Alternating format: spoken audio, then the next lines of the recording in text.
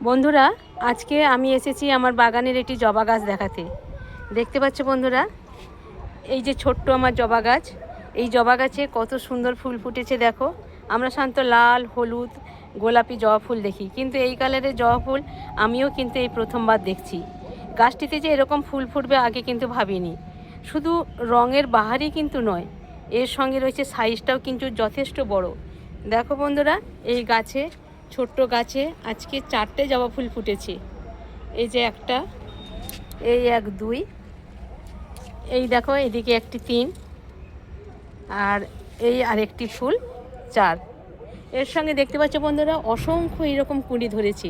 কুঁড়ি অবস্থায় ফুলটির পাপড়িগুলোকে হলুদ লাগে দেখতে, কিন্তু ফুলগুলো ফোটার পর এই পাপড়িগুলো থেকে হলুদের আভাটি বাইরে থাকে, আর ভেতরে এই ধরনের সাদা গোলাপি মিশিয়ে একটি সুন্দর রং তৈরি হয়।